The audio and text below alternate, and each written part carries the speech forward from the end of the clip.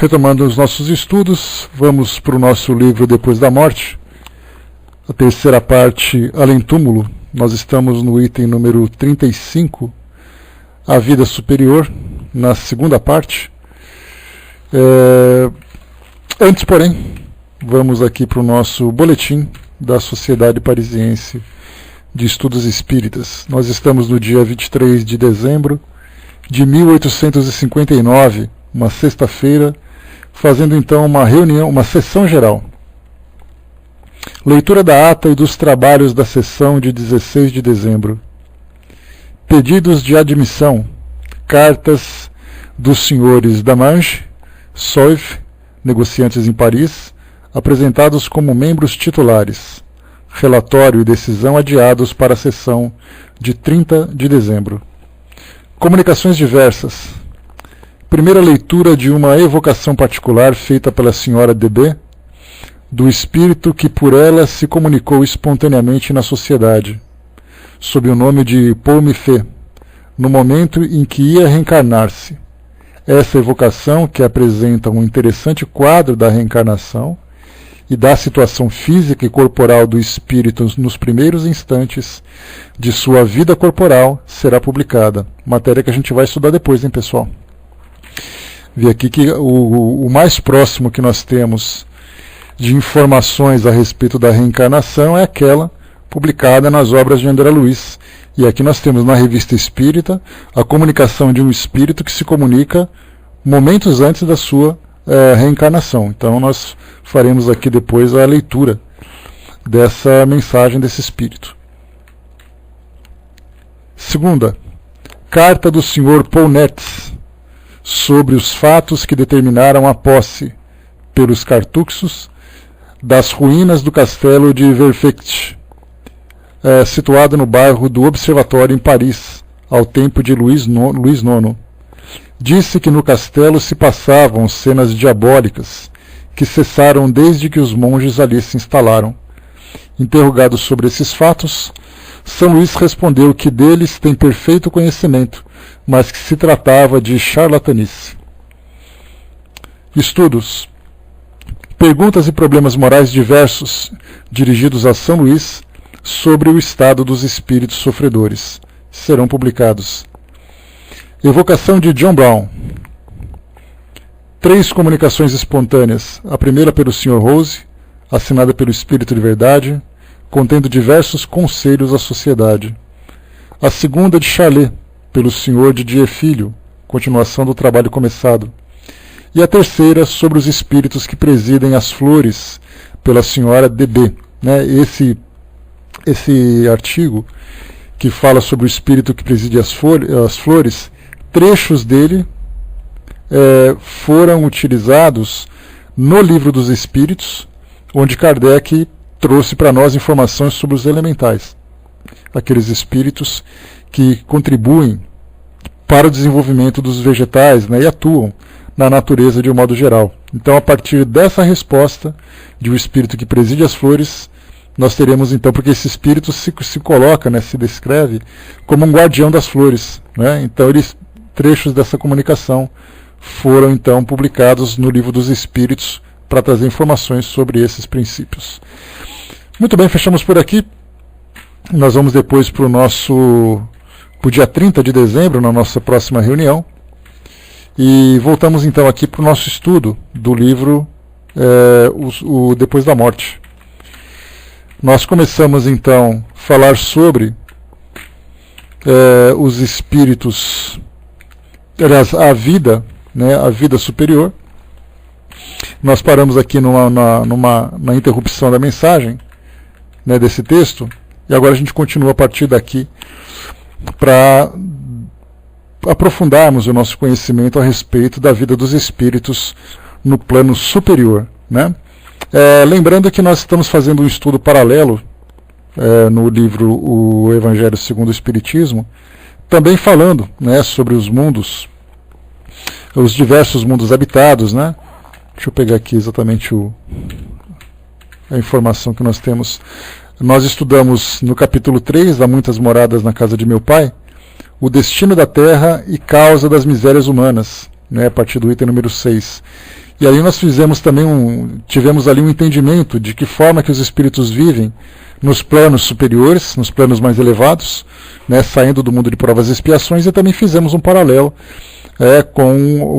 com informações sobre os espíritos que vivem nos mundos inferiores, né? Então estamos ali nos dois livros trazendo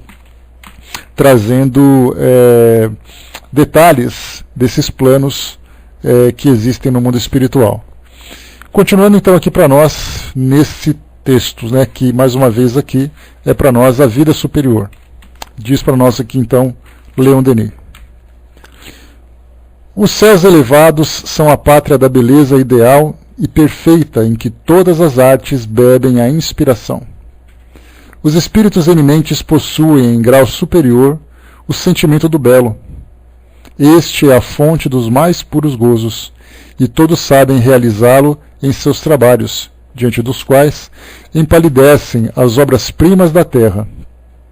Cada vez que uma nova manifestação do gênio se produz sobre o mundo, cada vez que a arte se nos revela sob uma forma aperfeiçoada, ela pode dizer-se que um espírito descido das altas esferas tomou corpo na terra para iniciar os homens nos esplendores da beleza eterna.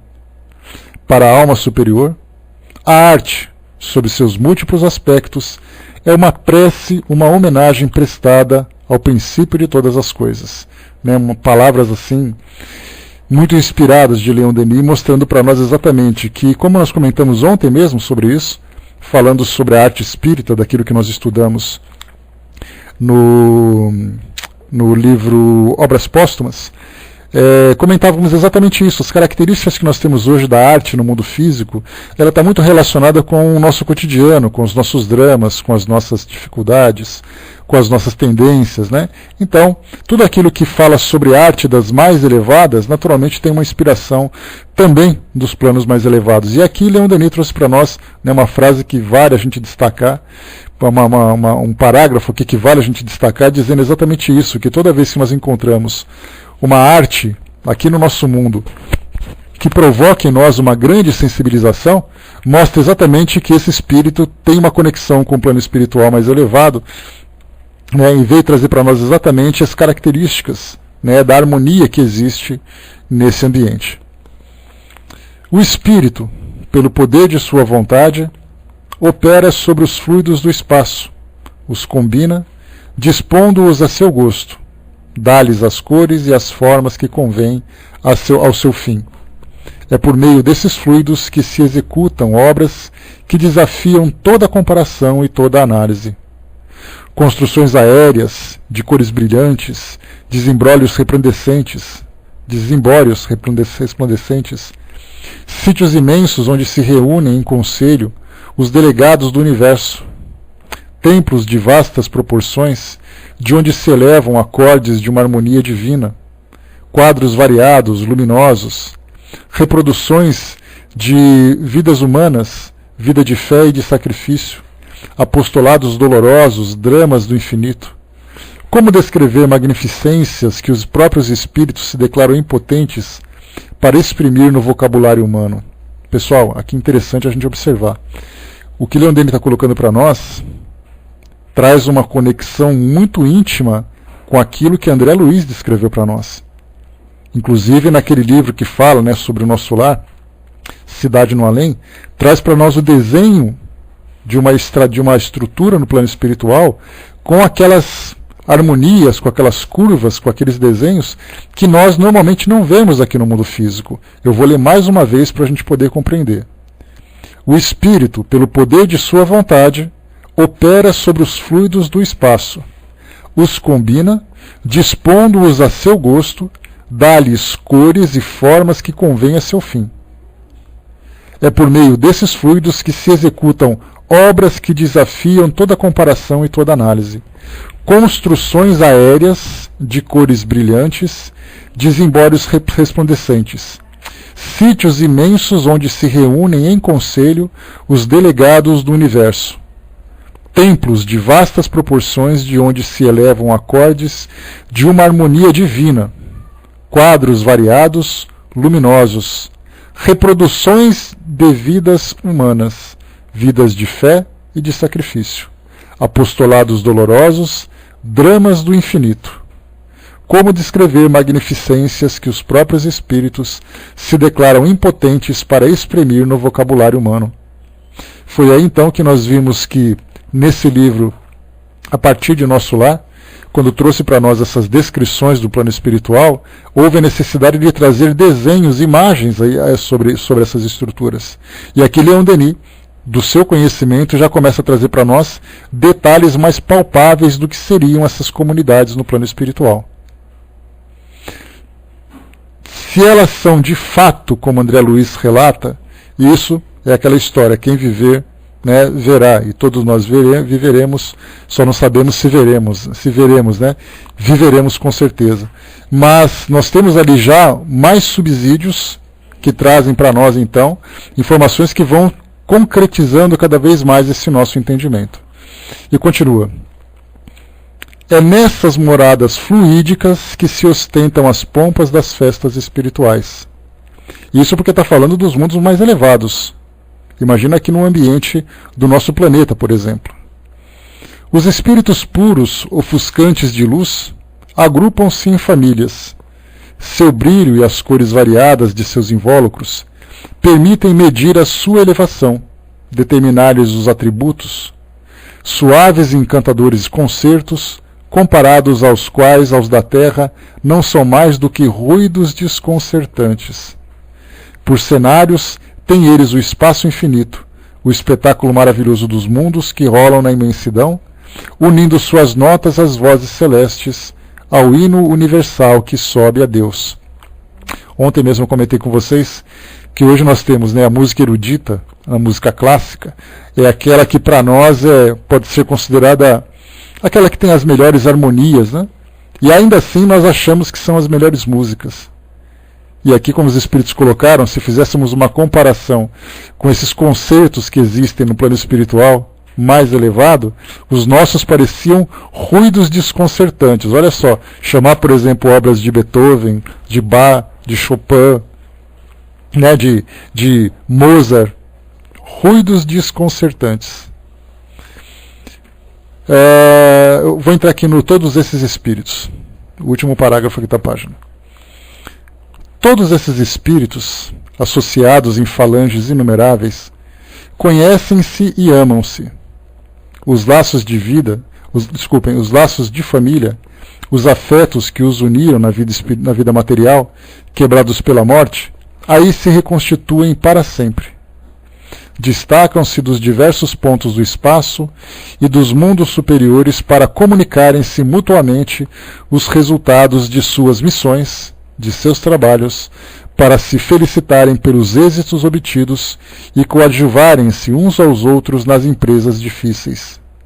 Num pensamento oculto, nenhum sentimento de inveja tem ingresso nessas almas delicadas. O amor, a confiança e a sinceridade presidem a essas reuniões, onde todos recolhem as instruções dos mensageiros divinos, onde se aceitam as tarefas que contribuem para elevá-los ainda mais. Estou lembrando que nesse caso aqui nós estamos falando de espíritos superiores, espíritos elevados, espíritos felizes, não espíritos puros. Esses espíritos puros são esses mensageiros divinos aqui, aos quais Leon Denis faz referências aqui para nós, faz referência para nós. Uns seguem a observar o progresso e o desenvolvimento dos globos. Outros encarnam nos diversos mundos para cumprir missões de devotamento para instruir os homens na moral e na ciência.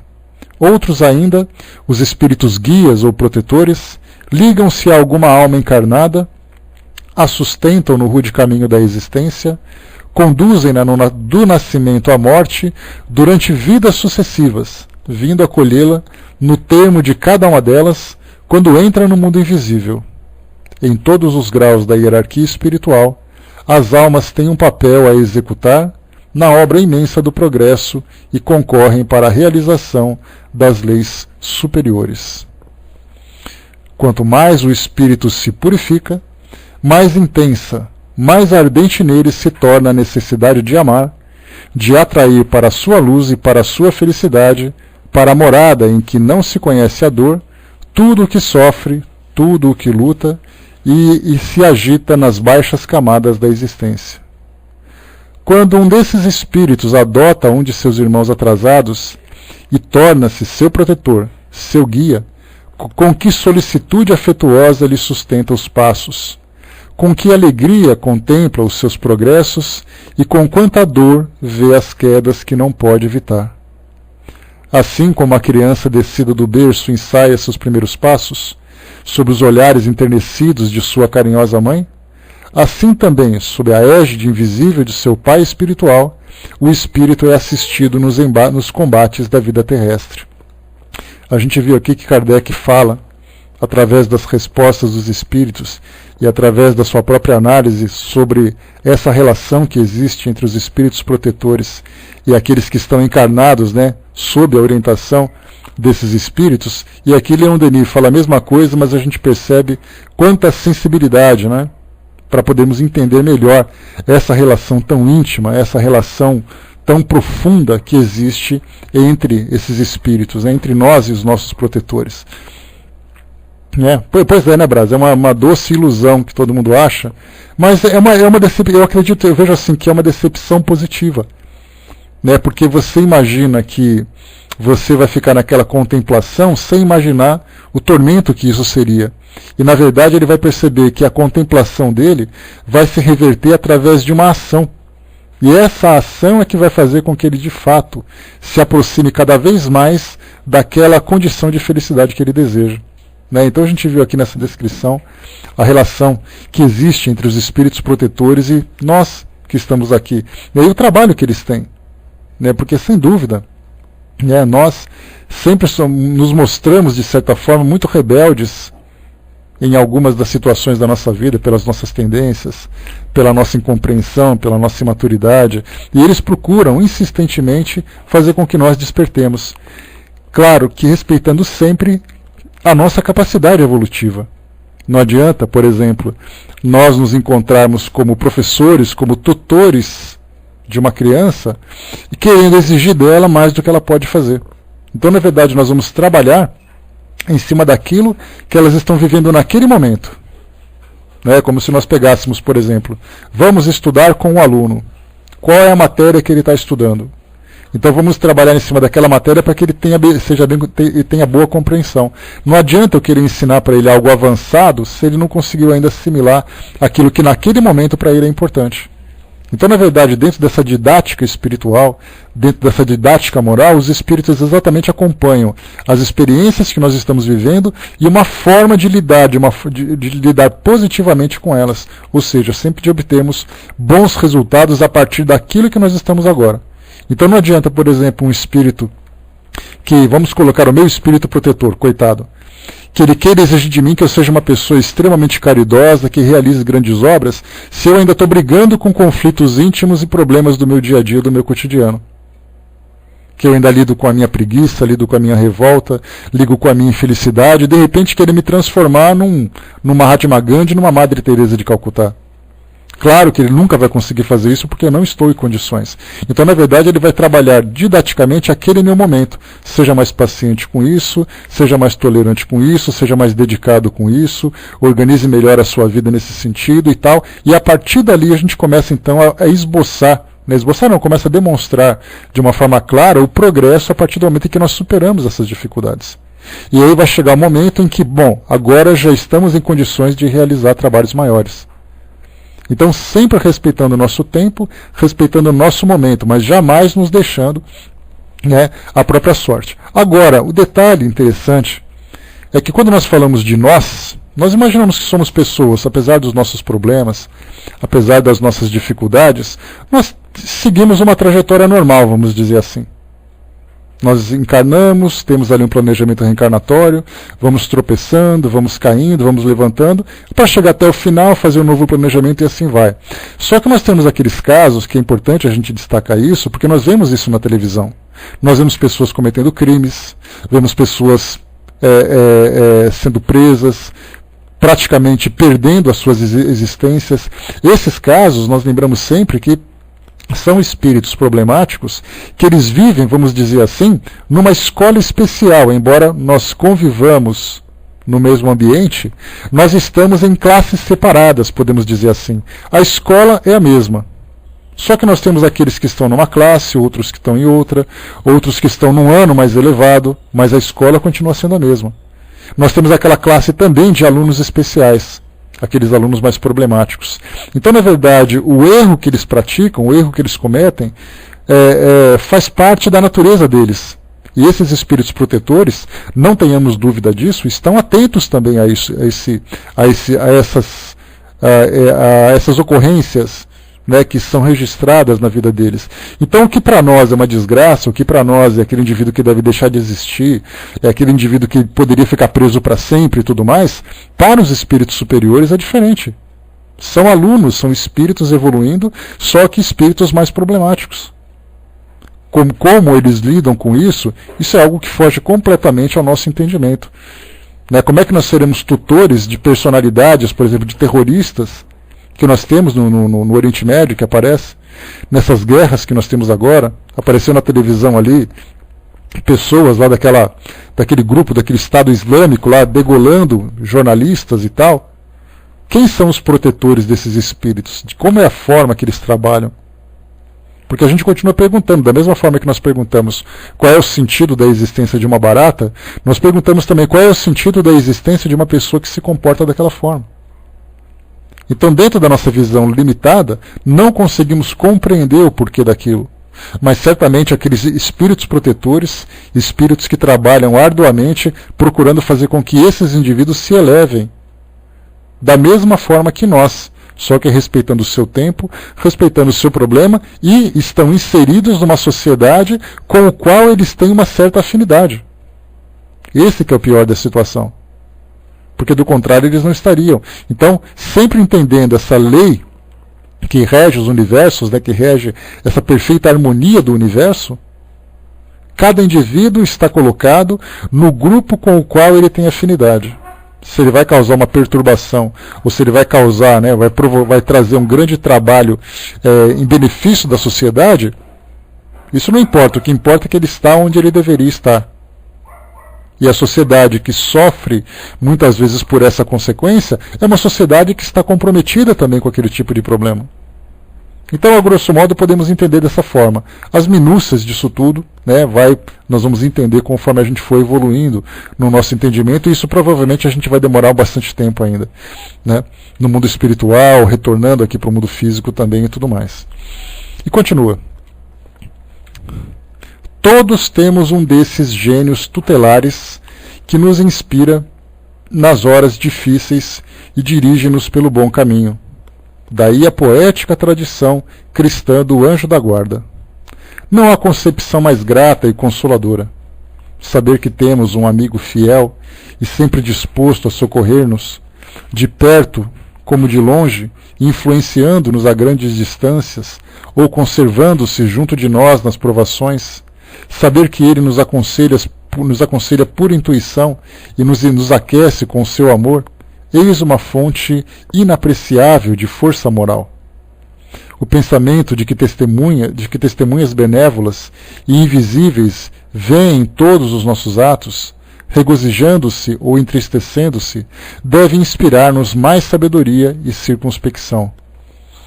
É por essa proteção oculta que se fortificam os laços de solidariedade que ligam o mundo celeste à terra, o espírito livre ao homem, o espírito prisioneiro da carne. É por essa assistência contínua que se criam, de um a outro lado, as simpatias profundas, as amizades duradouras e desinteressadas. O amor que anima o espírito elevado vai pouco a pouco se estendendo a todos os seres sem cessar, revertendo tudo para Deus, Pai das almas, foco de todas as potências efetivas. Falamos da hierarquia. Há, com efeito, uma entre os espíritos, mas a sua base única é a virtude e as qualidades conquistadas pelo trabalho e pelo sofrimento. Sabemos que todos os espíritos são iguais em princípio e destinados ao mesmo fim, diferindo somente no grau de adiantamento. Os graus da hierarquia espiritual começam no seio da vida animal e estendem-se até as alturas inacessíveis às nossas concepções atuais. É uma graduação inumerável de potências, de luzes, de virtude, aumentando sempre da base ao vórtice, caso haja aí vértice. Da base ao vértice, caso haja aí vértice. É a espiral gigantesca do progresso desenrolando-se até o infinito, e cujas 3 grandes fases, vida material, vida espiritual e vida celeste, reagindo reciprocamente, formam um todo que constitui o campo de evolução dos seres, a lendária escada de Jacó. Para quem não se lembra, Jacó é uma personalidade bíblica lá do Antigo Testamento, e aí então fala que ele tinha sonhos com o mundo espiritual. E aí certa vez ele então deitado, para descansar, apoiou a cabeça sobre uma pedra e ele teve um sonho, quando ele viu uma grande escada que ligava o chão até o céu. E dessa escada, que chegava ali no alto das nuvens, ele tinha então ali espíritos que subiam e desciam, ou ele chamava de anjos, que subia e descia. Então ali ele via essa grande dinâmica que havia no mundo espiritual, que aí então nós temos referência, tanto nesse caso aqui, com Leon Denis, inclusive tem um livro de Carlos Bacelli chamado Escada de Jacó, que também é bem interessante, que para quem gosta de conhecer um pouquinho sobre os conflitos de guerra que existe aqui no nosso mundo, boa viagem, Miriam, beijo, que existe aqui no nosso mundo, o Escada de Jacó fala da guerra do Iraque. Então ele conta a guerra sob a perspectiva do plano espiritual. Então tem ali informações naturalmente que a gente fica assim meio na dúvida, qual é exatamente a veracidade dela, mas de um modo geral dá para a gente entender exatamente ali o que passa na mente de um espírito no momento em que ele chega ao plano espiritual como vítima de uma guerra. Porque não como vítima, mas como uma consequência da guerra, já que ele era um soldado e ele estava ali combatendo. Então ele vai como um soldado desencarnado para o mundo espiritual e muitas vezes levando as impressões que ele tinha no mundo físico. Então essa é a tal escada de Jacó.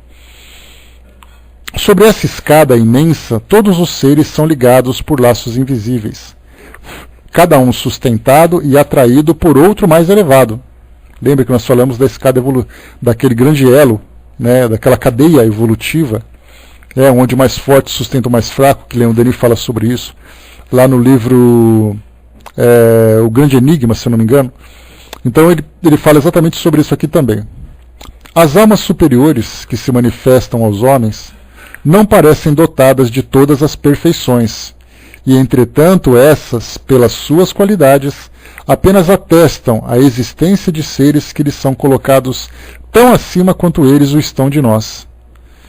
Os graus se sucedem e se perdem em profundezas cheias de mistérios.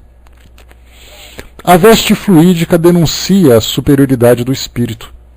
É como um invólucro formado pelos méritos e qualidades adquiridas na ascensão de suas existências. Opaca e sombria na alma inferior, seu alvor aumenta de acordo com os progressos realizados. Torna-se a alma cada vez mais pura. Brilhante no espírito elevado, ofusca nas almas superiores. Todo espírito é um foco de luz, velado por longo tempo, comprimido, invisível, mas que se descobre com o seu valor moral. Cresce lentamente, aumentando em penetração e intensidade. No começo, é como o fogo escondido sob cinzas, que se revela por fracas claridades, e depois, ainda por uma chama tímida e vacilante. Um dia, tornar-se-á a auréola que se ativa, estende e rodeia completamente o espírito, que então resplandece como um sol ou como esses astros errantes que percorrem os abismos celestes, arrastando sua longa cauda de luz. Para obter esse esplendor, é necessário mérito, filho de trabalhos longos, de obras fecundas, adquirido em um número de existências que se nos afigura a eternidade. Subindo mais para as culminâncias que o pensamento não pode medir sem vertigem, não se chegaria a entrever por uma intuição o que é Deus, alma do universo, prodigioso centro de luz? A visão direta de Deus, dizem, só pode ser sustentada pelos grandes espíritos. A luz divina exprime a glória, o poder, a majestade do Eterno e, por si própria, é a visão da verdade. Poucas almas, porém, podem contemplá-la sem véu, precisando haver uma pureza absoluta para lhe suportar o deslumbramento esmagador. A vida terrena suspende as propriedades irradiantes do espírito. Durante seu curso, a luz da alma se acha oculta sob a carne, como lâmpada acesa no fundo de um sepulcro. Entretanto, em nós mesmos podemos verificar a sua existência. As nossas boas ações, os nossos rasgos de generosidade, alimentam-na e avivam. Uma multidão inteira pode sentir o calor comunicativo de uma alma entusiástica. Em nossos momentos de expansão, de caridade e amor, sentimos como que uma chama ou um raio emanando de nosso ser. É por essa luz íntima que se distinguem os oradores, os heróis, os apóstolos. É ela que inflama os auditórios, arrasta os povos e os faz realizarem grandes cometimentos. As forças espirituais revelam-se então aos olhos de todos e mostram o que se pode obter das potências psíquicas postas em ação pela paixão do bem e do justo. A força da alma é superior a todas as forças materiais. É a própria luz. Poderia levantar um mundo. Possamos nós alimentar-te com boas obras, avivar-te a chama, transformar-te num grande facho que esclareça e aqueça tudo que se aproximar de ti. Um fanal para guiar os espíritos céticos, errante nas trevas, é o foco amoroso. Tentamos dar uma ideia do que é a vida celeste definitiva, conforme o ensino dos espíritos. Ela é o fim para o qual envolvem todas as almas, o meio em que todos os sonhos e projetos realizam-se, em que todas as aspirações satisfazem-se, o lugar onde as esperanças malogradas, as afeições desprezadas, os impulsos comprimidos pela vida material encontram-se em liberdade. Aí, as simpatias, as ternuras, as atrações puras unem-se, fundem-se num amor imenso, que liga todos os espíritos e os faz viverem em comunhão perpétua no seio da grande harmonia. Para atingir, porém, a tais alturas, quase divinas, é preciso deixar sobre as vertentes que a elas conduzem os apetites, as paixões e os desejos. É necessário ser-se dilacerado pelos espinhos da matéria e purificado pela dor. É preciso adquirir a doçura, a resignação e a fé. Aprender a sofrer sem murmurar, a chorar em silêncio, a desprezar os bens e as alegrias efêmeras do mundo e elevar suas aspirações aos bens que jamais findam. É indispensável deixar nas sepulturas terrestres muitos despojos deformados pelas privações, ter passado muitos trabalhos, suportado sem queixume humilhações e desprezos, sentir os golpes do mal, o peso do insulamento e da tristeza, ter esgotado muitas vezes o cálice profundo e amargo. Só o sofrimento, desenvolvendo as forças viris da alma, robustece-a para a luta e para a sua ascensão, amadurece e apura os sentimentos, abre as portas da bem-aventurança. Espírito imortal, encarnado ou livre, se queres transpor com rapidez a escala árdua e magnífica dos mundos, alcançar as regiões etéreas, atira para longe tudo o que torna arrastados os teus passos e pode obstar-te o voo. Deixa à terra o que à terra pertence, e só aspira aos tesouros eternos. Trabalha, ora a Deus, consola, auxilia, ama. Ama até o sacrifício. Cumpre o teu dever a qualquer preço, mesmo que percas a vida. Só assim semearás o germe da tua felicidade futura. Aqui, pelo que a gente viu, finalizando então esse capítulo que fala sobre a vida superior, deu para sentirmos aqui que parecia ser uma psicografia, né? Leon Denis provavelmente deve ter trabalhado com ela. E ali então vemos que não é simplesmente palavras dele fazendo uma interpretação do que seria o mundo espiritual, mas aqui nós vimos então que pareceu um espírito trazendo para nós essas informações e essas orientações também. Exatamente como coloca: se queres transpor com rapidez a escala árdua e magnífica dos mundos, alcançar regiões etéreas, atira para longe tudo que torna arrastado teus passos e pode obstar-te o voo. Né? Então, uma recomendação que para nós, a gente começa a fazer uma revisão, uma revista sobre nossas vidas e começamos a selecionar o que realmente é produtivo, é válido, daquilo que para nós não passa de uma doce ilusão, né, que nós ainda continuamos alimentando. Então vemos nessas orientações, só um instantinho, só estou pegando um texto aqui, nessas orientações todo o sacrifício que é exigido de nós, né, para acendermos com mais eficiência ou com mais objetividade aquilo que para nós é necessário para o nosso progresso. Bom, eu trouxe para vocês aqui então essa parte, né, do nosso livro Depois da Morte, e eu vou trazer agora para vocês aqui. Ontem nós fizemos a leitura de um trechinho de uma passagem do livro Céu e Inferno, que é exatamente a Viúva Folon. E eu vou fazer a leitura agora de todo o texto dela, para complementar, né? Bom dia pessoal, bom dia Açúcar, para complementar aqui o nosso estudo de hoje falando sobre a vida superior, porque é o relato de um espírito que viveu aqui no mundo físico de acordo, né, com a sua crença, de acordo com os seus valores, e acabou depois conquistando o merecimento para chegar ao mundo superior, ao mundo espiritual mais elevado, deixando a Terra, planeta de provas e expiações, para adentrar no mundo de para espíritos felizes, já que ela se encontrava na condição de um espírito feliz.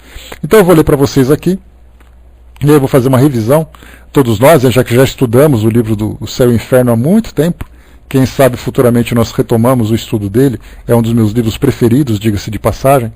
Então, vamos ver só esse capítulo porque ele vale a pena.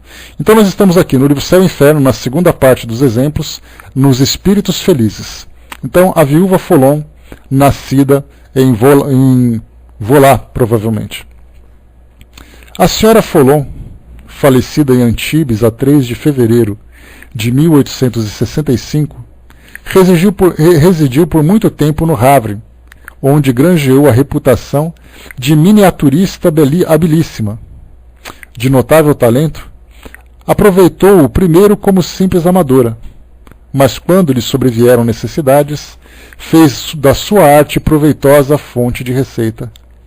O que a tornava admirada e estimada, conquistando-lhe depois, da parte do que as conheceram, uma recordação memorável, era sobretudo a amenidade do caráter, as qualidades pessoais que só os íntimos podiam conhecer em toda a sua extensão. É que a senhora Folon, como todos têm inato sentimento do bem, não o alardeava, antes considerava predicado natural. Se houve pessoa sobre a qual o egoísmo não tenha tido ascendente, tal sem dúvida foi ela. Nunca talvez o sentimento da abnegação pessoal foi tão ampliado, pronta como estava sempre a sacrificar o repouso, a saúde e os interesses em proveito dos necessitados. Pode dizer-se que a sua vida foi uma longa série de sacrifícios, como também de rudes provações desde a mocidade, sem que a coragem e a resignação, a despeito delas, jamais lhe faltassem. Mas eis que a sua vista, cansada por meticuloso trabalho, extinguia-se dia a dia, a ponto de, com algum tempo mais, resultar em completa cegueira. Foi então que o conhecimento da doutrina espírita se lhe tornou um oceano de luz, rasgando-lhe como um que espesso véu, para deixar-lhe entrever alguma coisa não totalmente desconhecida, mas da qual possui apenas uma vaga intuição. Estudou-a com afinco, mas ao mesmo tempo com critério de apreciação própria das pessoas, tal qual ela, dotadas de alta inteligência. Fora preciso avaliar todas as incertezas, todas as dúvidas da sua existência, provenientes não dela, mas dos parentes, para julgar as consolações que auriam na sublime revelação e que lhe deram a fé inquebrantável do futuro, a consciência da nulidade das coisas terrenas. Também a sua morte foi digna da vida que teve. Sem a mínima apreensão angustiosa, viu-a aproximar-se como libertação, que lhe era das mais...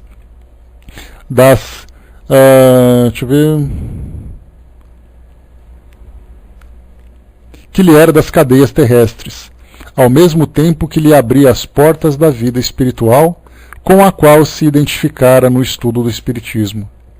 E morreu calmamente, convicta de haver completado a missão que aceitara ao encarnar, pois cumprira escrupulosamente os deveres de esposa e mãe de família. E assim como durante a vida declinara de todo e qualquer ressentimento em relação àqueles de quem porventura pudera queixar-se por ingratos, e assim como sempre trocara o bem pelo mal, assim também desencarnou, perdoando-lhes, implorando para eles a bondade e a justiça divinas. Desencarnou finalmente com a serenidade decorrente de uma consciência ilibada e a convicção de que nem por isso se afastaria mais dos filhos, uma vez que poderia estar com eles em espírito, aconselhá-los e protegê-los, fosse qual fosse o ponto do globo em que se achassem. Logo que soubemos do trespasse da senhora Folon, tivemos por primeiro cuidado o de evocá-la. As relações de amizade e simpatia que a doutrina estabelecera entre nós explicam algumas de suas frases e justificam a familiaridade de linguagem. Então agora, depois dessa introdução, nós vamos então aqui para a entrevista que Kardec fez com ela 3 dias após o seu falecimento, né? Então, Paris, 6 de fevereiro de 1865, 3 dias após o decesso. Tendo como certo de haveis de evocar-me logo após o desprendimento, prontificava-me para corresponder-vos, visto não ter experimentado qualquer perturbação. Esta só existe para os seres envoltos e submersos nas trevas de seu próprio espírito. Pois bem, meu amigo, considero-me feliz agora.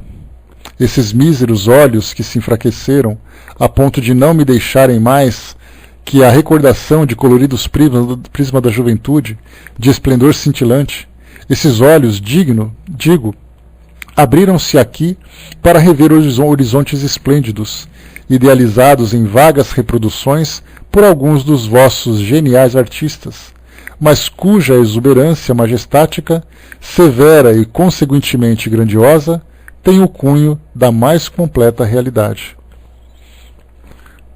Não há mais de 3 dias que desencarnei e sinto que sou artista. As minhas aspirações, atinentes ao ideal do belo artístico, mais não eram que a intuição de faculdades adquiridas em anteriores existências e na última encarnação desenvolvidas. Mas quanto ao trabalho para reproduzir uma obra-prima e digna da grandiosa cena que se antolha ao espírito chegado às regiões de luz, pincéis, e eu provarei ao mundo que a arte espírita é o complemento da arte pagã, da arte cristã que periclita, cabendo somente ao espiritismo a glória de revivê-la com todo o esplendor sobre o vosso mundo deserdado. Isso é o bastante para a artista. E agora, a amiga. Por que vos incomodar assim, minha boa amiga? Refere-se a senhora Allan Kardec, com o motivo da minha morte. Vós, principalmente, vós que conheceis as concepções e amarguras da minha existência, devereis antes regozijar-vos em sabendo que não mais bebo da taça amarga das dores terrenas, taça esgotada até as fezes. Crede-me, os mortos são mais felizes que os vivos, e pranteá-los é duvidar das verdades espíritas. Tornarei a ver-me, ficai certa. Se parti primeiro é porque finda estava a tarefa, que aliás cada qual tem na terra. Assim, quando a vossa for completada, vireis repousar um pouco junto de mim para recomeçar mais tarde, atento ao princípio de que nada é inativo na natureza. Todos temos más tendências, às quais obedecemos, o que é uma lei suprema e comprobatória da faculdade do livre-arbítrio. Portanto, tende indulgência e caridade, minha amiga. Sentimentos esses de que mutuamente carecemos, quer no mundo visível, quer no invisível. Com tal divisa, tudo vai bem. Não me direis para cessar de falar. Sabei, contudo, que para a primeira vez, bem longa já vai a conversação, motivo pelo qual vos deixo para dar a vez ao meu excelente amigo, Sr. Kardec. Quero agradecer-lhe as palavras afetuosas que houve por bem dirigir à amiga que no túmulo o precedeu, visto como escapamos de partir juntos para o mundo em que me encontro, alusão à enfermidade de que falara o Dr. Demer. Então aqui nós vimos essa comunicação, primeiro uma introdução feita por Kardec, falando sobre esse espírito. Depois ela se manifestou falando genericamente sobre a condição dela, depois trouxe uma mensagem direta para Gabi, né, que era a esposa de Kardec, e agora falando diretamente a Kardec. Falou para ele que talvez os dois pudessem chegar juntos no plano espiritual. E aí fez uma alusão à doença que Kardec tinha, que ele era um cardiopata, e mais de uma vez ele acabou relatando, na Revista Espírita principalmente, e no Obras Póstumas, uma queda na sua saúde que uma dessas vezes quase o levou ao desencarne. Tanto que o Dr. Demer, que também é um espírito de alta envergadura, que foi amigo de Kardec e depois desencarnado continuou presente na vida dele, disse que se não fosse pela intervenção dos espíritos, Kardec teria desencarnado precocemente. E aí então ele poderia ter cometido um autoassassínio, como é o nome que ele utiliza, que seria então aquele, né, a sua própria autodestruição pelo excesso de trabalho, pelo cuidado, pelo descuido que ele tinha com sua saúde. Então ela faz uma referência também a esse caso. E continua. Que diria então a companheira amantíssima da nossa existência se os bons espíritos não tivessem intervindo? Teria chorado e gemido, o que até certo ponto compreendo. É preciso, porém, que vele para que não mais vos exponhais a novo perigo, antes de ter concluído o trabalho da iniciação espírita, chegando antecipadamente entre nós, e qual Moisés, não vendo senão de longe a terra da promissão. É uma amiga que vos diz, acautelai-vos. Aqui então ela trouxe a comunicação, e agora, né, continua aqui mais um trechinho, depois Kardec conversa com ela. Agora parto para junto de meus queridos filhos, depois do que irei ver, além mar, se a minha ovelha viajora aportou à terra ou permanece à mercê das tempestades. Refere-se a uma das filhas que residia na América. Oxalá protejam os bons espíritos, aos quais para o mesmo fim vou reunir-me. Voltarei a conversar convosco, pois não vos esqueçais de que sou uma conversadora infatigável. Até breve, bons e caros amigos, até logo. Viúva Folon. Essa comunicação foi então no dia 3 de fevereiro, deixa eu confirmar aqui, 6 de fevereiro de 1865, ela desencarnou no dia 3, no dia 6 trouxe a primeira comunicação, e agora aqui, no dia 8, 2 dias depois, veio uma nova comunicação agora, né, foi outra evocação. Kardec então pergunta: Cara senhora Folon, considero-me satisfeito com a comunicação de há dias, na qual prometestes continuar a nossa conversação. Crede que vos reconheci logo por falardes de coisas desconhecidas do médium e muito próprias do vosso espírito.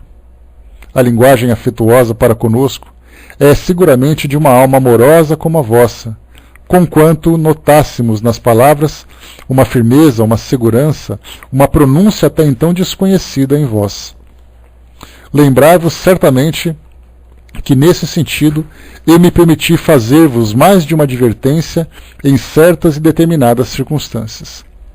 E ela responde: é verdade, sim, porém, desde que enfermei gravemente, tratei de readquirir a firmeza do espírito, abalada pelos desgostos e vicissitudes que tantas vezes me fizeram tímida na terra.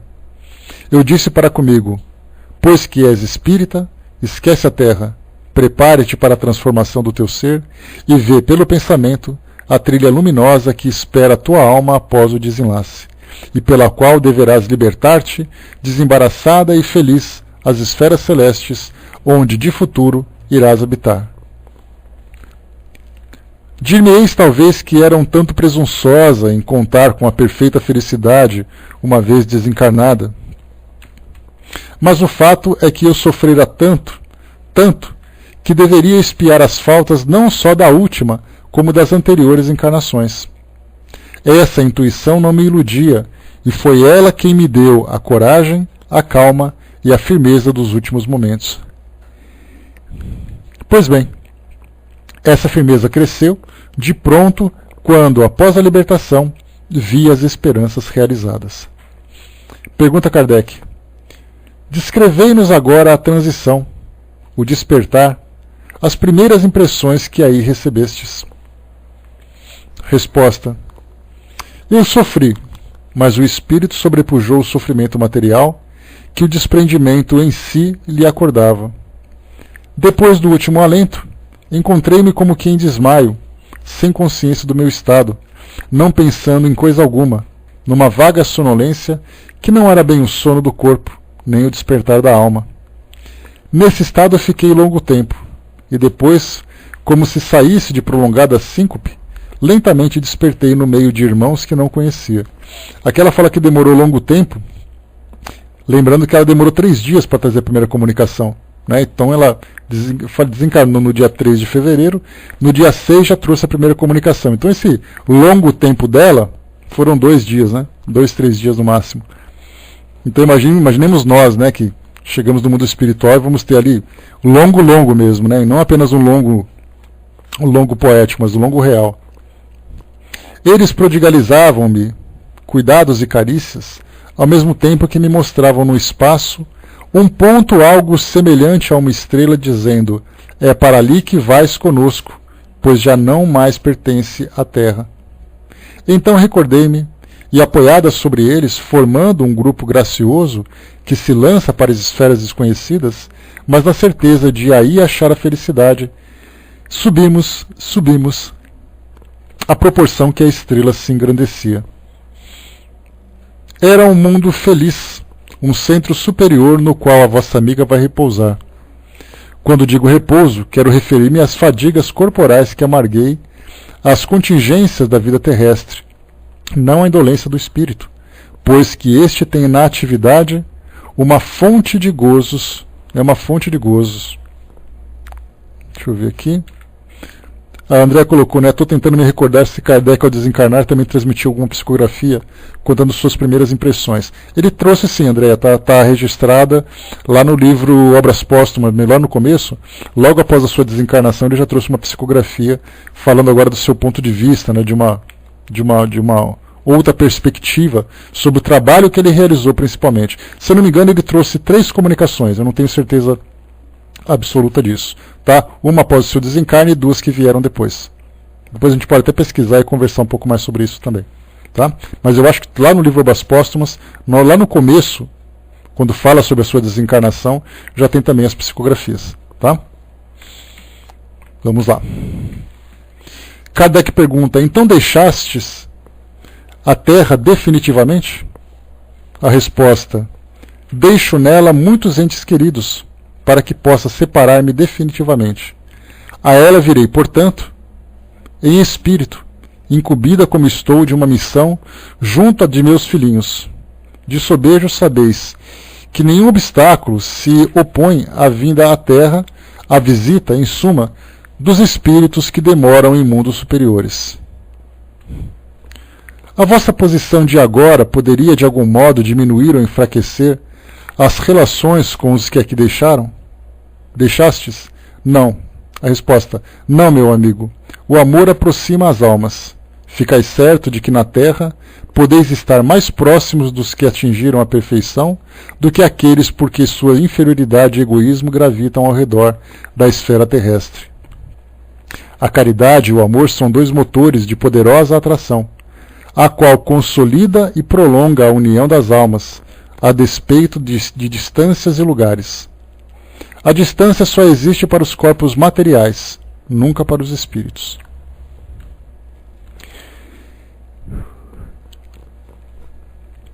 Que ideia fazeis agora dos meus trabalhos sobre o Espiritismo?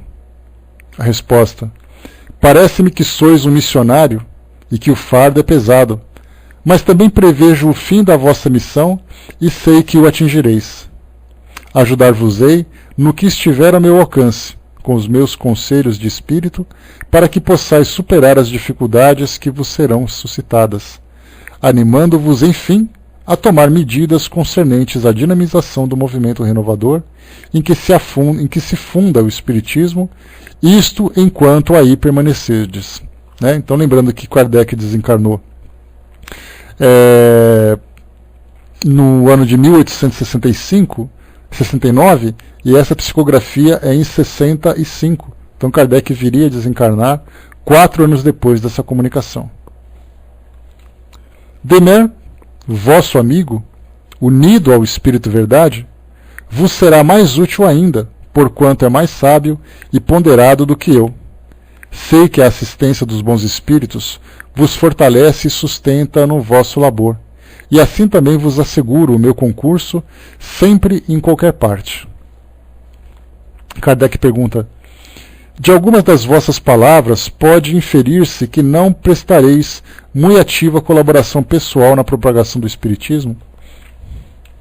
A resposta: enganai-vos.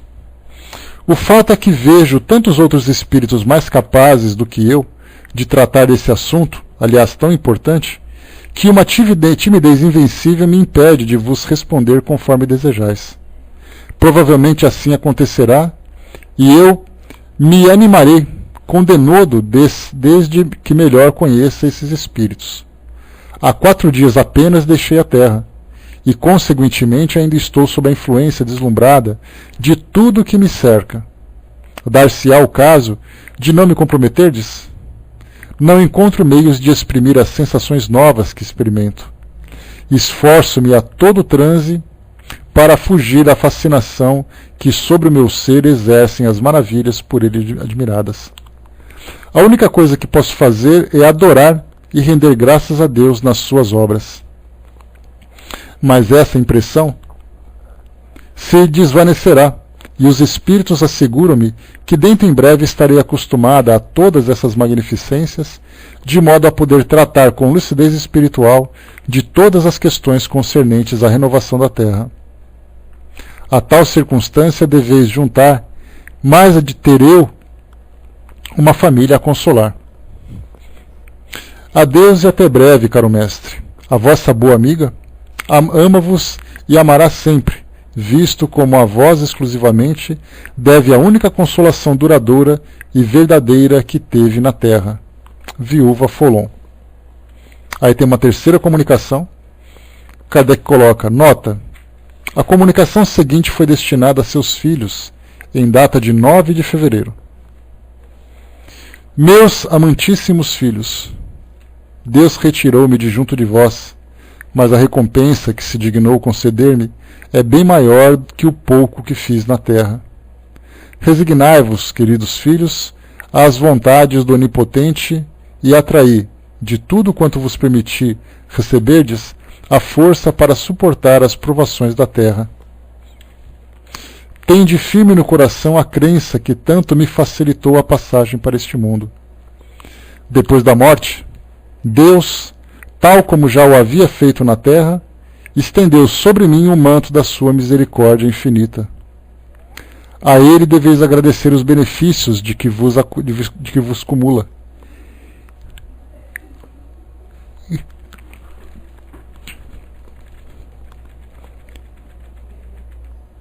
Continuando aqui, abençoai-o, meus filhos, bendizei-o sempre, a todo instante. Não percais nunca de vista o que vos foi indicado, nem o caminho a trilhar. Meditai sobre a aplicação do tempo que Deus vos determinou na terra. Aí sereis felizes, meus queridos filhos, felizes uns pelos outros, desde que a união reine entre vós. Felizes ainda com vossos filhos, se os educardes nos mesmos são os princípios que Deus permitiu vos fossem revelados. Não me podeis ver, é certo, mas convém que saibais que os elos que aí nos ligavam não se despedaçaram pela morte do corpo, visto que não era um invólucro, mas o espírito que nos unia. E assim é que me será possível, por bondade do Onipotente, guiar-vos, encorajar-vos, para de novo nos juntarmos quando para vós terminar essa jornada. Caros filhos, cultivai carinhosamente essa crença sublime. A vós que atendes, belos dias vos aguardam. Isso mesmo já vos disseram, porém, a mim não estava fadado o ver esses dias aí na terra. Será do alto, pois que julgarei os belos tempos prometidos pelo Deus de bondade, de justiça e misericórdia. Não choreis, meus filhos. Possam essas comunicações fortalecer-vos na fé, no amor de Deus, esse Deus que tantos benefícios nos prodigalizou, que tantas e tantas vezes socorreu vossa mãe. Orai sempre, que a prece revigora. Conformai-vos com as prescrições por mim tão ardentemente seguidas quando como vós encarnada. Voltarei, meus filhos, mas é preciso consolar a filha de que de mim tanto precisa agora. Adeus e até breve. Eu vô-lo suplico para por vós. Crede na bondade divina. Até sempre. Viúva Folon. Aqui tem uma nota, que Kardec coloca para poder concluir esse capítulo. Todo espírito esclarecido e sério tirará com facilidade dessas comunicações os ensinamentos que dela ressaltam. Não apenas lhe chamaremos a atenção para os 2 pontos seguintes. Primeiro, a possibilidade, por esse exemplo demonstrada, de não mais ser preciso encarnar na Terra e passar a um mundo superior, sem ficar separado dos seres afeiçoados que aqui deixamos. Assim, os que temem a reencarnação em virtude das misérias terrenas, podem conjurá-la, trabalhando para o seu adiantamento. E assim procederá aquele que não quiser vegetar nas camadas inferiores, fazendo o possível por instruir-se, por trabalhar e graduar-se. O segundo ponto é a confirmação do fato de que estamos menos separados da morte do que na vida, dos seres que nessa nos foram caros. Retida pela enfermidade e pelos anos numa pequena cidade no sul, a senhora Follow apenas conservava junto de si uma pequena parte de sua família. Estando a maior parte dos filhos e dos amigos dispersos e afastados, obstáculos materiais impediam que os visse tantas vezes quantas porventura o desejaria. Para alguns, a distância dificultava a própria correspondência. Apenas desencarnada, a senhora Folon, célere, corre para perto de cada um, percorre distância sem fadiga, rápida, qual a eletricidade, e os vê e assiste às suas reuniões íntimas, protege-os e pode, servindo-se da mediunidade, entreter-se com eles a todo instante, como se viva na terra fosse. Aqui mais uma característica daquilo que a gente sempre fala, que Kardec coloca que a mãe poderia conversar com os filhos naturalmente através da psicografia. Hoje nós temos, para você usar uma psicografia, você precisa ir a um centro espírita, você precisa marcar hora, você tem que ter permissão para ter um médium que possibilite essa comunicação. Kardec coloca, a mãe vai poder conversar com os filhos o tempo todo, a hora que ela quiser. Simplesmente através do recurso da mediunidade dentro de casa. E continua aqui para fechar.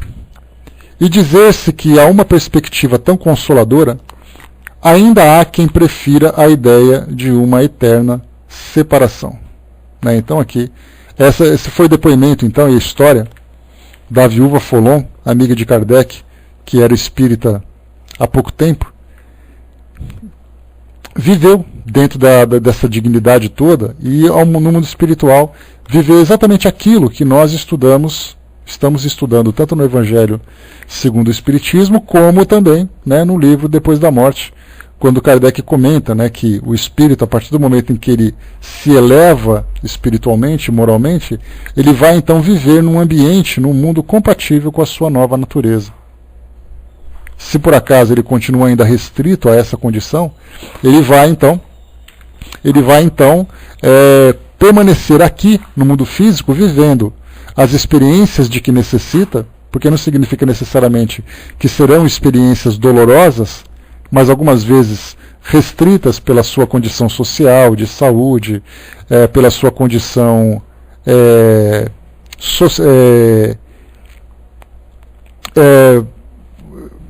onde ele mora, né, na região na sua condição realmente social, não apenas social de condição econômica, mas no local onde ele vive. Porque dependendo de onde ele vai viver, vamos supor que eu seja um espírito que esteja ali naqueles últimos estágios de depuração aqui do mundo de provas e expiações. Claro que serão me propostos desafios que vão me ajudar nessa elevação, mas eu particularmente não tenho expiações para poder cumprir. Então, na verdade, são desafios que podem ser desafios difíceis, mas que certamente também serão superados. Então a gente imagina assim, quer dizer que eu vou reencarnar em tal local. Naquele local do nosso planeta, seja qualquer continente, em qualquer país, em qualquer lugar, vai me proporcionar então experiências que vão atestar e reforçar cada vez mais essa minha condição evolutiva. Mas como eu falei para vocês, eu não tenho culpa, eu não tenho débitos, eu não tenho aflições. Eu posso sofrer por ter dificuldade de cumprir, como a viúva Folon falou para nós agora. Ela comentou que ela tinha ficado cega. E dentro dessa condição ela acabou sofrendo todas as suas angústias. Mas então ela recobrou forças, tendo conhecimento doutrinário, sabendo que o futuro que a espera é um futuro muito melhor do que aquele presente. Mas para que ela possa alcançar esse futuro, ela precisa saber viver bem o seu presente. O Brás colocou, estou notando que médium ostensivo está cada vez mais desaparecendo. Por isso não é fácil, né? Parece que essa barreira aumentou.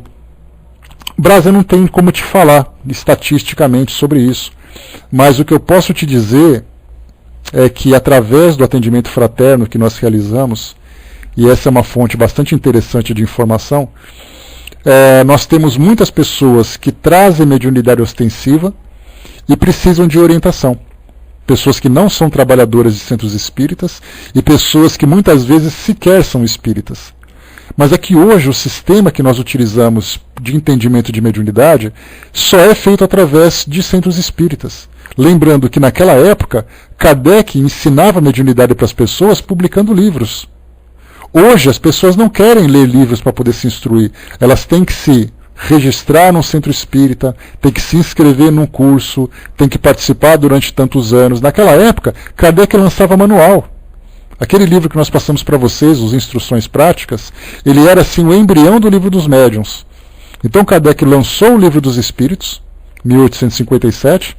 A procura foi muito grande por informações a respeito da mediunidade. Então perguntavam diretamente a Kardec, enviavam cartas a ele, procuravam nas livrarias, eles queriam saber como acontecia esse recurso da mediunidade. E aí Kardec, ele mesmo fala, a necessidade de enviar de um modo quase que urgente, um manual de instruções práticas explicando de um modo resumido o que é mediunidade e de que forma que ela pode ser trabalhada. E depois lançou o Livro dos Médiuns de uma forma muito mais completa. Então, na verdade, naquela época, olha que interessante, as pessoas aprendiam mediunidade comprando revistas em banca de jornal. E hoje nós trouxemos uma certa gravidade, uma certa seriedade para a mediunidade, que as pessoas estão completamente inibidas nessa manifestação, que naquela época era natural. Como eu falei para vocês, Kardec, lá na Revista Espírita de 1858, na primeira edição, se eu não me engano no mês de janeiro ou fevereiro, Kardec foi à casa de uma senhora que tinha ali perdido uma filha, uma adolescente. Essa senhora tinha uma amiga que era médium, mas elas não sabiam fazer a evocação para conversar com a filha. E a mãe queria morrer porque ela não suportava a dor da filha. O que Kardec fez? Foi até a casa delas ensinar como se faz. Kardec não chegou lá e falou assim, olha, vocês não podem fazer, porque isso é proibido, alguma coisa assim. Na verdade, fazia isso ensinando de uma forma coerente, mostrando todos os riscos. Por isso que Kardec coloca no livro dos médiuns os riscos da mediunidade. Esses riscos, na verdade, não eram direcionados apenas para centros espíritas. Eram para pessoas que praticavam a mediunidade em casa. Né? Tiene colocou aí, quando demonstra alguma, é taxado de medianismo. Porque, na verdade, né, a gente lembra sempre, né, a mediunidade, como eu já falei para vocês, Emmanuel costuma classificar a mediunidade de mediunismo e mediunidade, né? Essas faculdades, né? E ele coloca o medianismo quando a mediunidade ela é praticada sem instrução, sem conhecimento. Então, digamos assim, seria assim a forma mais primitiva da mediunidade. E a partir do momento em que ela é organizada, conhecida, controlada, ela se torna então mediunidade. Mas, de modo geral, temos ali. Então nós temos o animismo, que é algo que preocupa bastante, né? E nós temos a mediunidade, que é uma faculdade bem controlada de comunicação com o mundo espiritual. Mas como eu falei para vocês, eu vejo isso assim de uma forma esmagadora. Assim, eu quase que não ouço ninguém defender essa mesma posição que eu falo para vocês. Provavelmente, assim, essas ideias, chegando para outras pessoas que estudam em centros espíritas, provavelmente são muito criticadas. Eu devo ser muito criticado por dizer isso. De dizer assim que na época de Kardec a mediunidade era praticada de uma forma natural e não institucional como é hoje. Mas hoje a gente ouve grandes médiuns como Divaldo Franco, como Raul Teixeira, falando que mediunidade se pratica em centro espírita. Presidente de centros espíritas, quando você fala assim, olha, eu psicografei uma carta em casa, ele vai dizer, você está louco? Vai encher de obsessor sua casa. Como se eu precisasse ser médium para ter obsessor dentro de casa. Então, na verdade, o que eu falo não é uma opinião pessoal, o que eu falo para vocês é uma interpretação daquilo que nós vemos nos relatos do próprio Kardec. Daquilo que ele trazia, por exemplo, na Revista Espírita, nos boletins, que eles estudavam psicografia na sociedade que os participantes recebiam em casa. Tinham psicografias que aconteciam naquele momento, na reunião, mas muitos deles diziam assim, a psicografia trazida pelo senhor fulano de tal. Trazida de onde? Se ele era membro da sociedade, trazida de casa. Mas hoje a mentalidade mudou completamente, o que eu lamento profundamente também. Porque nós poderíamos instruir as pessoas para ter conhecimento e entendimento de mediunidade, mas sem restringi-las. Porque se eu sou médium e eu não quero trabalhar no centro espírita, eu sou praticamente proibido de praticar mediunidade, algo que me pertence e algo que me coloca em comunicação com o mundo espiritual. E nós falamos isso em termos de comunicações, em curas. Você, para ser médium de cura, você tem que ter no centro espírita. Você não pode chegar dentro de casa e aplicar o passe em alguém. Você não pode, por exemplo, dentro da sua faculdade mediúnica, tentar uma comunicação com o mundo espiritual para você aprender, para você ajudar, sei lá, para você se interagir mesmo com espíritos amigos. Imaginar, por exemplo, assim, a minha avó desencarnou. Só que eu converso com a minha avó toda semana na psicografia em casa. Se eu falo isso no centro espírita, a pessoa, você está louco? É um espírito mistificador, que você vai ser obsediado, porque a sua casa não está preparada para isso, e não sei o quê. Kardec não tinha preocupação naquela época. Mais uma vez, Kardec ensinava as pessoas a entender a mediunidade através de livreto que ele vendia. Ele não trazia nenhuma proibição, ele trazia instrução. E como o próprio Emmanuel fala no livro, se não me engano, Vida e Sexo, ele diz assim que para o sexo, não proibição, mas orientação. Para a mediunidade, também, não proibição, mas orientação. Eu defendo isso baseado naquilo que nós estudamos nas obras de Kardec. Não é um desejo meu, uma preferência minha, um gosto, que eu gostaria que as coisas fossem assim. Não, Kardec fazia isso. E fazia isso com absoluta naturalidade. Hoje não, hoje é, a mediunidade, só em centro espírita, porque não pode, não sei o quê. Então tá, né? Lamentavelmente, nós perdemos e muito com isso. Porque como o Brás colocou, diminuiu a quantidade de médium? Não, diminuiu a quantidade de médiums praticantes. Porque eles só podem praticar restritos às instituições. Mas em termos de quantidade de médiums, pelo que eu observo, como eu falei para vocês, isso é material palpável que nós temos. Nas consultas que nós recebemos de centros espíritas, muita gente escreve falando sobre questões mediúnicas. E aí o que nós fazemos? Encaminha para o centro espírita para receber orientação. Chega no centro espírita, ela acaba sendo podada. Porque pelo trabalho que nós fazemos à distância, não podemos dizer para ela, olha, você pode então desenvolver a sua mediunidade estudando dentro de casa. Não há possibilidade de fazer isso porque não temos acompanhamento. Né? O Brás colocou, né, hoje vi uma opinião de Divaldo sobre a apometria que me fez tremer nas bases. Né? Qualquer grupo de boa índole que reunir em casa e predispor a mediunidade de serviços carvaneiros terá serviço. Com a absoluta certeza, Brás. Né? O que você colocou em cima de apometria não tem relação com o de baixo. Né? Mas esse de baixo, fazer uma reunião em casa, uma reunião serena, equilibrada, porque pensemos assim, quantos médiums existem no planeta? Incontáveis, né? Quantos centros espíritas existem fora do Brasil? Já começamos a contar nos dedos. Significa então que todos esses médiums que não têm acesso ao centro espírita não podem se comunicar com ninguém. Ou seja, é como se nós pegássemos todo o mundo espiritual e afunilássemos para chegar apenas numa saída de um funil concentrada em cima do Brasil. Uma pessoa do Japão que não conhece o espiritismo, não pode. Lá na África, não pode. Na Ucrânia, não pode. Aqui nas Américas, não pode. Por que não pode? Porque só pode lá. Na verdade, então, acabou se tornando um certo terrorismo espiritual, dizendo que a mediunidade é uma coisa perigosa, que de fato o é, se não for bem tratada, mas ao mesmo tempo proibida também. Que se for bem instruída, a mediunidade é saudável. A André colocou, né, a Ju hoje estava falando no estudo, né, que como não tem centros, as pessoas se reúnem em casa, exatamente. Na Europa é assim o tempo todo, as pessoas se reúnem, se juntam.